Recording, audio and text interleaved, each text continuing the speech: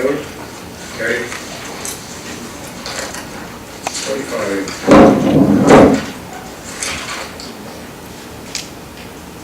Okay, this is street check process for the collection of identifying information, and I presume, Chief, you want to talk to this? Good morning, Chair. I know it's I know you and I have been working on this, and it's we've had many discussions on this. As a result of the regulation that came out identifying the process, the new process for the collection and identifying information, I can tell you that Deputy Chief Chris McCord and Ms. Bordelot have been working with a small but high-energy team since our last discussion in September with regard to our street check. We actually, as a result of our continuation of the street check process back in September, we have been improving our processes, including our audits and our supervision and monitoring of our street checks. And we were watching the draft regulation, and as a result of the draft regulation and my position on the position of the Ontario Association of Chiefs of Police, and the fact that I was aware the legislation was coming in, we've had our team working on, and when the regulation became final, we then put everything in place to finalize our directive. And as you can see from the report and from the new format, so you know, in the last couple of years, Peel have gone from a paper format to an electronic submission with the officers in their cars. As a result of the regulation, we are going to go back to a paper submission. We created a document as outlined in the directive. We created a, you know, I told the Deputy McCord, he smiled when I said it to him, that I was a very visual person, because they all know that. So I needed the process, because I found the regulation, it's complicated. It's complicated for lawyers in the room and for police officers to understand. So I wanted to make sure the officers understood it. So we have been working, been creating a process so the officers could identify what their legal rights were. And I've talked about all the things throughout the report, how we've improved our training and how we are set out definitions, how we've reached out to the Canadian Civil Liberties Association, and on our website we are going to provide a link to them. They were actually quite pleased. Superintendent Mumby was dealing with them. They were quite pleased that we were going to have a link from our website to their links, like know your rights, so people within our community can get on and know their rights. And to say, so we created a policy change, and we announced, we sent out corporate communications through our organization from Deputy McCord's command as well as my command to say that effective April 20th and the result of the new changes.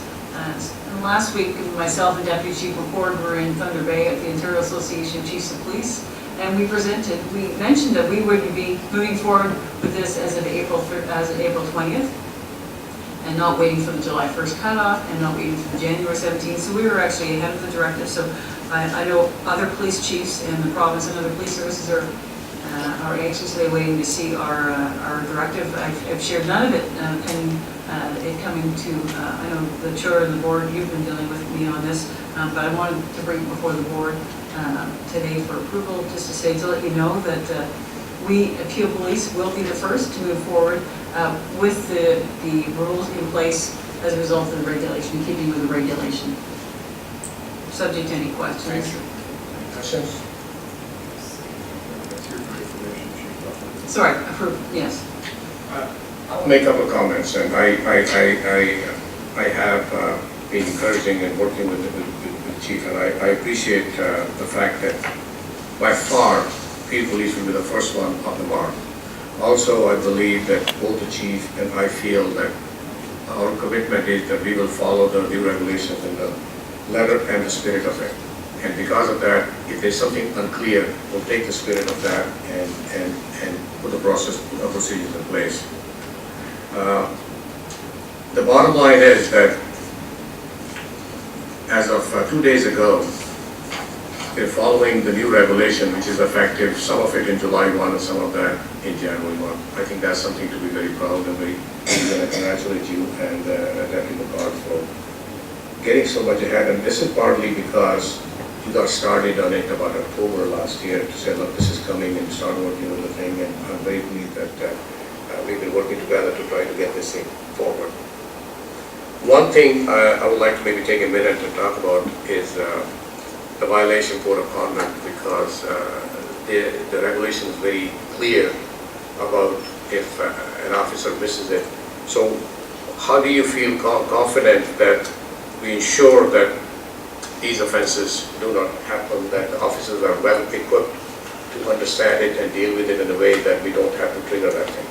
Well, I mean, probably Ms. Bordelow can explain this probably better than I can, but there are code of conduct offenses right now that would apply, that if an officer fails to, so negligent investigation, discreditable conduct, so they exist right now. When the regulation was created, the minister talked about creating a new code of conduct offense for this, but really, I'm not sure it was necessary because there already exist provisions under the Police Services Act that if officers are breaching directives, then they would be held. Linda, can you just speak anymore? Have I not captured that correctly? No, that's accurate. We're waiting the additional regulation that amends the Code of Conduct regulation to add another paragraph to discreditable conduct because that was what was proposed by the minister. A breach of this directive could be either discreditable conduct, neglect, or insubordination. We have a number of different options when officers don't comply with our directives, and it depends on the nature of the violation.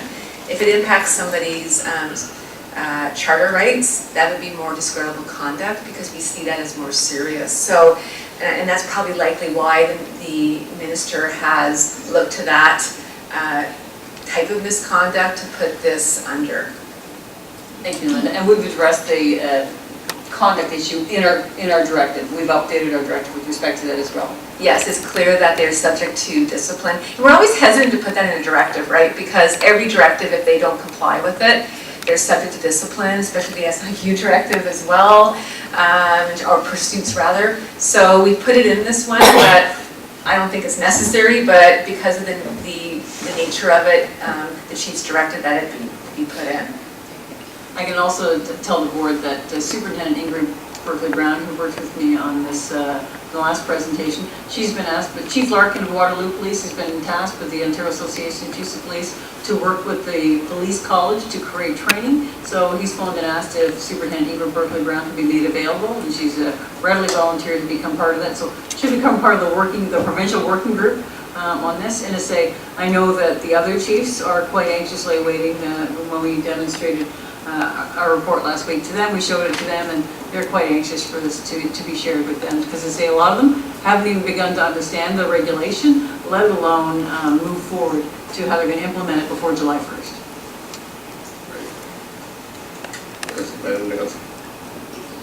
The aim of our policy committee is to develop some policies around the work that you will be doing, and we know that we need to have a draft ready by July the 1st. I could see Linda.